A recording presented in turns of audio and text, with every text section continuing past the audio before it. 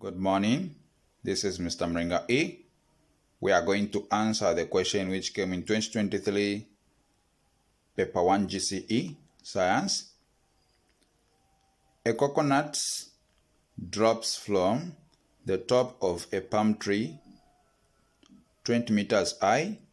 If air resistance is ignored, how long will it take the coconut to reach the ground? A coconut drops from the top of a palm tree 20 meters high. If air resistance is neglected, how long will it take the coconut to reach the ground? Okay. So we need to correct data first. We need to collect data. So a coconut drops from the top of a palm tree 20 meters high. So height is equal to 20 meters. If air resistance is neglected, how long will it take the coconut to reach the ground? So how long has to do with the time. How long has to do with the time? So we have gravity, which is 10 meters per second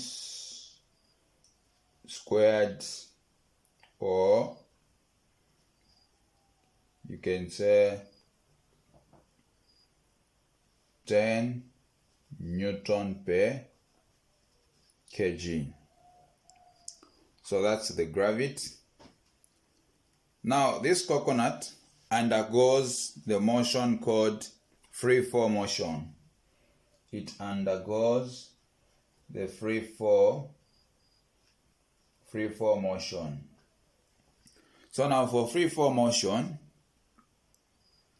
there are two things that comes automatically in the data.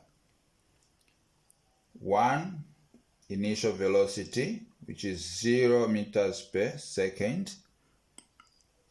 Then number two, the gravity, which is already there. So when the particle undergoes free fall motion, initial velocity has to be 0.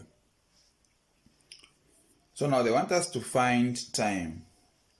So from the three linear equations, we have to see the formula that will match with our data. So we have V equal to U plus AT, then we have S equal to UT plus E half AT squared, then we have V squared equal to U squared plus 2AS, where S this time represents height, where S equal to height, since it is distance. So now the equation that matches with our data where time is involved is the second equation. In the first equation we don't have height. In the third equation we don't have time, but height we have.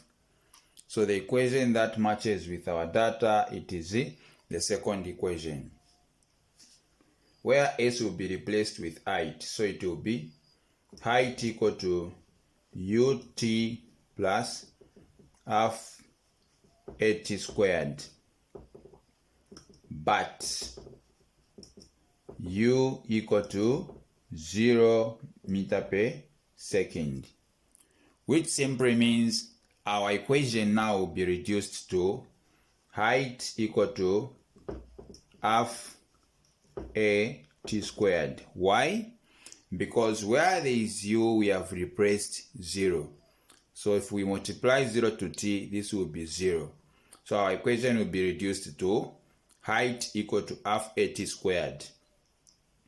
But what is height? Our height is 20, which is equal to half. What is the acceleration?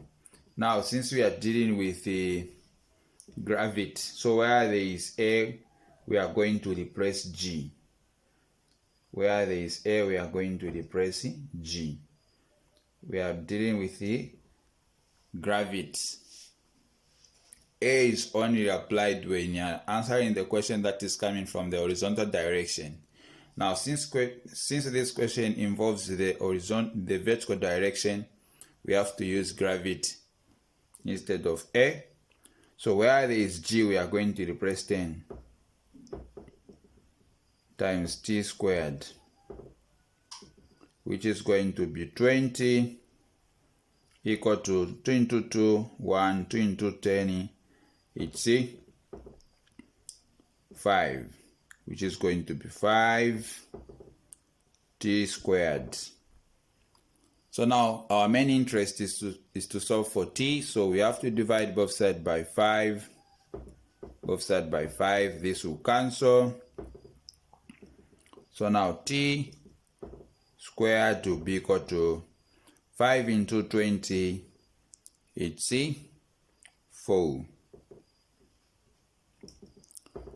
So now at this stage, we have to introduce square root to both sides of the equation. By the moment we do that, square root comes with positive or negative. So this will cancel.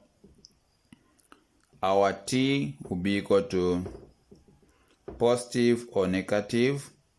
Square root of 4, it's 2.